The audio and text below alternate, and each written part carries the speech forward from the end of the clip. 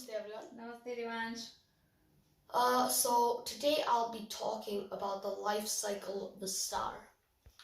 Originally, I thought about talking about cosmology. I mean, the immune system and how it works. But I switched to cosmology because it was relatively simpler to understand than the immune system because it turned out to be incredibly complicated. I'll be covering the life cycle of a star in 3 segments or sections. The first will be the birth of the star, the second, the life of the star, and the third, the death of the star. In the universe, there are many clouds of dust and gas, loads of them, and they're really big as well, like thousands of times bigger than our sun, maybe even millions. And when one of these gets big enough, its own gravity starts to actually pull itself together and starts to form itself. And at the center, because it's all collapsing into that point, it's getting very dense and very hot. And at this center, the atoms in the center, in the dust and gas, are being pushed till they touch, and then they fuse. And the fusion creates a lot of energy, and it's like a light switch. It switches on the star, and the star starts shining like a light bulb, except much more powerfully. The rest of the cloud that wasn't in that very point or around it, and is not turned into the star, starts to orbit the star and creates planets around the star. That's how our solar system was actually formed when the sun was born.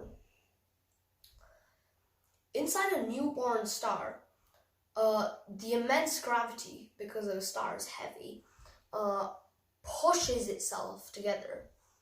And this creates the atoms inside the core to, again, fuse. And the atoms inside the core is hydrogen. And the hydrogen fuses and fuses and fuses, and then it becomes helium. It becomes a helium atom. And this produces a lot of energy from the mass. The mass gets converted into energy. And the energy pushes outwards against the gravity, which is pushing inwards. And so the star kind of stays in a delicate balance with it not collapsing in on itself because of gravity, and not exploding because of the fusion in the core either. How long a star really lives, though, depends on how large it is, vaguely. So, for example, medium and small sized stars will live for billions of years. Our sun is classified as a medium-sized star, and it's lived for 5 billion years so far. It's going to live for another 5 billion years. It's at approximately half of its life. While really massive stars burn hot and fast, and at the end of their life they die violently in a really big explosion. So in short, the size of the star depends. A small and medium-sized star turns into a white dwarf at the end of its life. And a large star can turn into a neutron star, or in some rare circumstances, into a black hole at the end of its life. So let's take our sun as an example.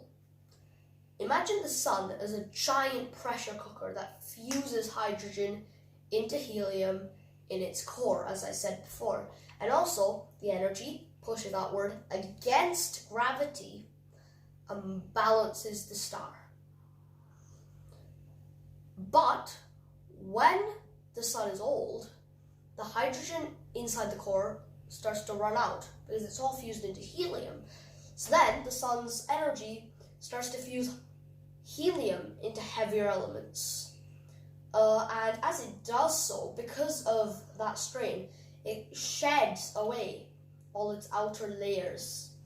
And they float around the star, creating a planetary nebula. And it's one of the most beautiful objects in the entire universe, actually. So what's left now, all the layers are gone, it's just the core that's left. And this core is now known as a neutron, the white dwarf.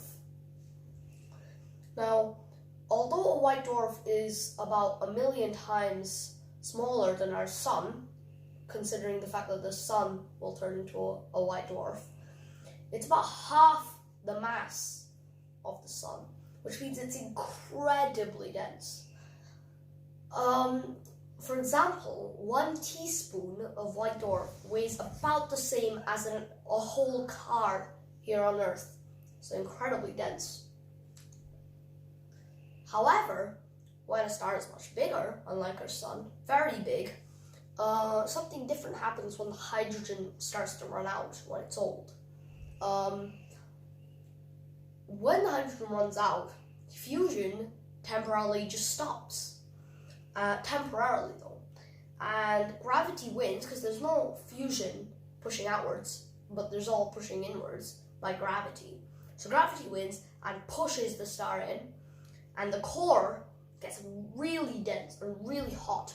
And so it kind of like wakes up and it starts to fuse heavier elements really fast. And as it does so, the outer layers also swell like a balloon by millions of times. And then, after it fuses heavier and heavier elements like oxygen and xenon, and eventually it reaches iron. And iron it's considered the most stable of elements. And so, as a result, when you reach iron, it's in a weird position where more energy is required to fuse it than the output of energy given by that fusion. And so it's like a dead end for stars. And so the star stops fusing. And this time, temporarily. And so the gravity wins again for good and pushes the star in and squeezes it all up. And the atoms inside the core touch, but they can't fuse, so they just touch. And they're just like this. And in the core. And then the outer layers that have swelled by millions of times now collapse really fast as well at 25% of the speed of light, incredibly fast speeds. But then it hits the iron core in the center and bounces out, and it creates an enormous explosion known as a supernova, and it can outshine entire galaxies. It's an enormous explosion. And it creates another planetary nebula, although this one might be a little bit more messy.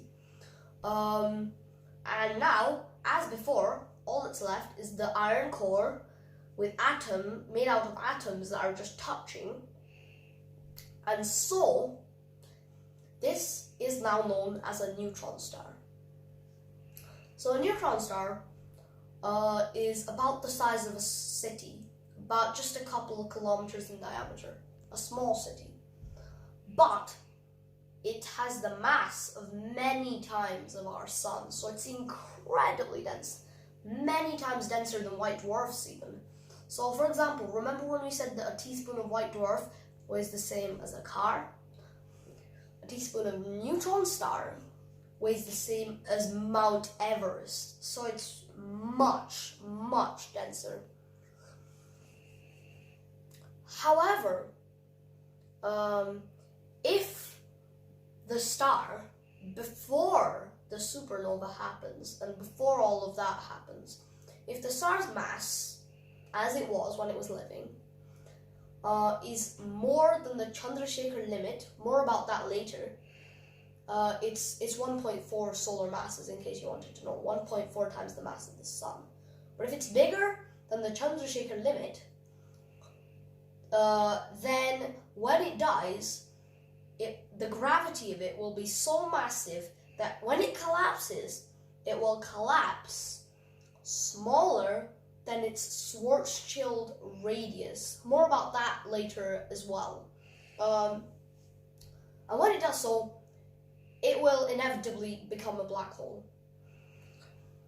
Now, what makes a black hole is the fact that the escape velocity, the velocity or speed required to escape its gravitational pull into space, is higher than the speed of light. And so, light can't escape. And so, we perceive black holes as just a sphere of complete blackness because no light is getting out, because it's not going to, it can't escape. That's basically the end of my talk, but as I said before, more about the Chandrasekhar limit and the celestial radius. You don't have to know about this, but in case you wanted to know. The Chandrasekhar limit was a limit found by Indian astrophysicist and Nobel Prize winner, Dr. Chandrasekhar.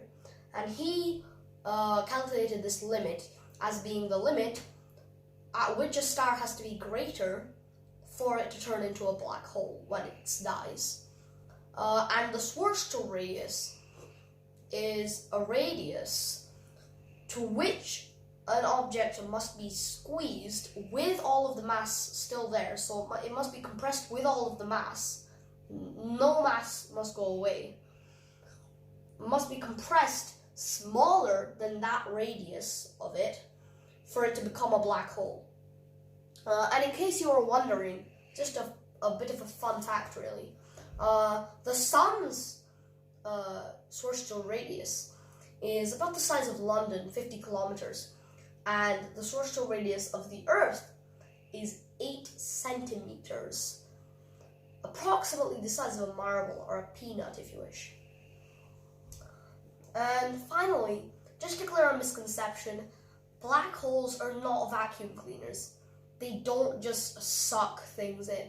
For example, if the sun turned into a black hole of the same mass, or if it was replaced by a black hole of the same mass, it would be much smaller, but all of the planets would continue to orbit in a normal fashion.